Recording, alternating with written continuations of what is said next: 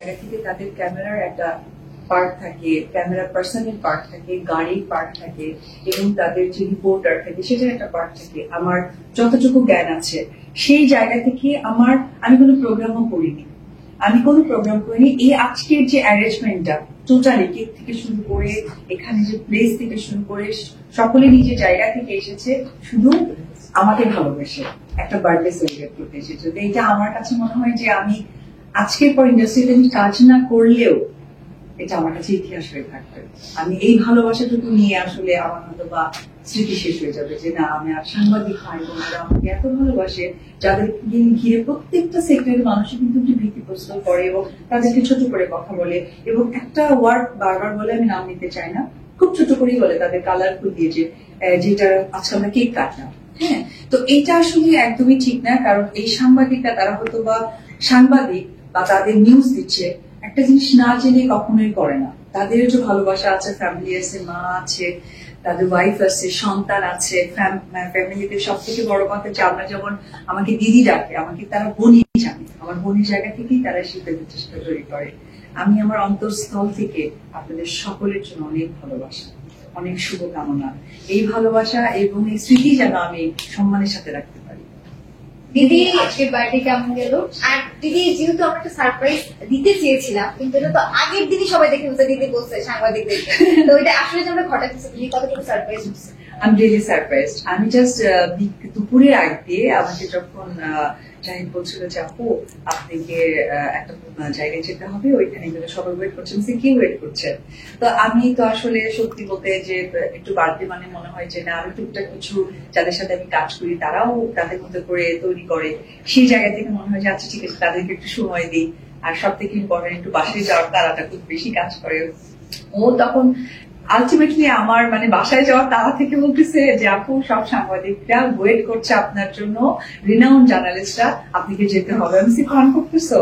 পরে সিমরানকে যখন ফোন করে স্পিকারে শুনেছি তখন আমি জাস্ট আমার চোখে পানি চলে এসেছে। আসলে কিছু অনুভূতি না, ভাষা থাকে না। আমি কৃতজ্ঞ জানাই আপনাদের সকলের কাছে। ওকে দিদি, বার্থডে কেমন গেল? সারাদিন কি কি করলেন? বার্থডে খুবই ভালো গেল। সে রাত থেকে শুরু হয়েছে। আমার রাজপুত্র আমাকে অন্য ভাষায় বার্থডে উইশ করেছে। আমি প্রথমে বুঝতে পারিনি, আমি ভেবেছি যে এটা কি ভাষায় সে বার্থডে করলো। পরে আমি এটা যখন গুগল সার্চ করে দেখলাম যে অন্য একটি ভাষায় বার্থডে উইশ করেছে। এটা তো অনেক ভালো লাগা। তারপরে আমার পরিবারের মানুষগুলো সহকারে এই পরিবারের মানুষগুলো যখন আমাকে মেসেঞ্জারে উইশ করা স্টার্ট করেছে তখন ভালো লাগাটা যুক্ত হয়েছে। সকাল থেকে আমি প্রথমে গেলাম আমার প্রতিষ্ঠান সিগনেচার বিউটি পার্লার অফিসে। সেইখানে আমার যত স্টাফ ছিল তারা আমার সাথে কেক কাটলেন এবং আমি যখন ফেসবুক স্ক্রল করা শুরু করলাম, আমি প্রত্যেকটা জায়গায় যখন দেখলাম যে আমারই বার্থডে উইশটা হচ্ছে এবং আমার অনেক কাছে মানুষ যাদের কাজের জায়গা থেকে আপনারা চিনতেন জানতেন তারাও আমার কাছাকাছি এসে কেক কেটেছে।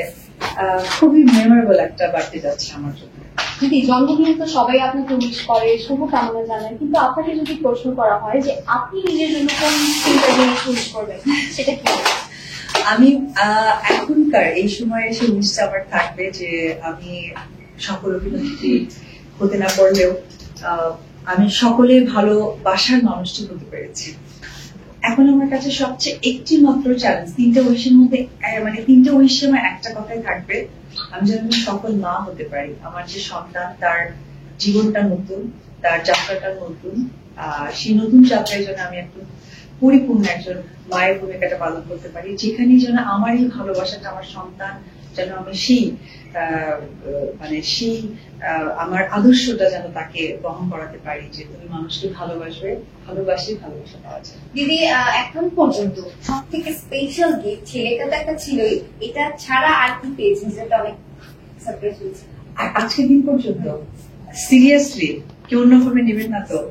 আজকে আমি আপনাদেরকে পেয়ে আমি সিরিয়াসলি আজকে এই চ্যানেলগুলো পেয়ে, আমার স্পেশালি বার্থডেটা পেয়ে, এটা আমি সারা জীবনে বলে যাব। আমার সন্তানের পরে যদি বলে যে কোনটা আমার কাছে স্পেশাল, সত্যি আপনার আমার কাছে অনেক বেশি স্পেশাল।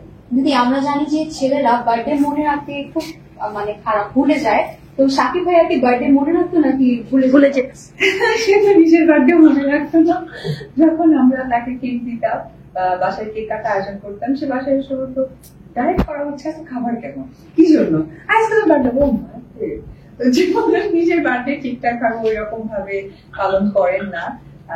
আর সবসময় ইম্পর্টেন্ট হচ্ছে যে একটু রিজার্ভ থাকতে পছন্দ করাটা হয়তো ভাবে যে বললেই আমি তো হালকা হয়ে গেলাম, আমার মনে হয়। শাকিব ভাইয়ার সাথে পরিচয়ের পর ফার্স্ট কি বার্থডে গিফট দিয়েছিল জানার পর জানার বগুড়া জীবন একটা সারপ্রাইজ দিয়েছে। হ্যাঁ, বগুড়ায় গিয়ে এটা খুব বিরামন একটা শপ থেকে আমার জন্য সালোয়ার কামিজ, শুজ, কসমেটিক্স এগুলো নিয়ে গিয়েছিল। যদিও মানে তখন তো মানে বার্থডেটা খুব মনে রাখতো, পরের দিকে মনে রাখার প্রয়োজন ছিল না। শাকিব ভাইকে কোনো ফুল দিয়েছে কিনা জন্মদিনে বা অন্য সময়? না, স্ক্রিনে একটা মানুষ যত রোমান্টিক, বাস্তব জীবনে তো হচ্ছে রোমান্টিক। শাকিব ভাই তো unromantic। আমার চেয়ে অনেক বেশি হাসাতে পছন্দ করে। প্রভু বিশ্বাস বলল হচ্ছে শাকিব খান আনরোমান্টিক, এটা যখন পাবলিশ হবে শাকিব খান কি সত্যি আনরোমান্টিক নাকি রোমান্টিক? আর এই আনরোমান্টিক মানুষটাকে কেন বেছে নিয়েছেন জীবন সঙ্গী হিসেবে নিয়েছেন? কারণ সেই সময়টা আমি রোমান্টিক আনরোমান্টিকের ব্যাখ্যাটাই বুঝতাম না, সেই জন্য। এখন পর্যন্ত তার কাছ থেকে কোনো মেসেজ বা একটা উইশেস পেয়েছেন কিনা? যদিও পার্সোনাল না, যেহেতু পার্সোনাল, আসলে আমি স্ক্রিনে বলেছিলাম পার্সোনাল বিষয়গুলো আর ওইভাবে আনবো না, এই জন্য এটা এখানে থাকুক। তবে পরিবারের প্রত্যেকটা মানুষই আমাকে উইশ করেছে একদম শুরু থেকেই। তো এটা আসলে অন্যরকম ভালো লাগা যোগ করে, কারণ রাত 12টা করে না ঘড়িতে বাজার আগে মনে হয় যে কি ফোন করছে, কেন করছে না। তো এরকম ফোন গুলো এসেছে, SMS গুলো এসেছে।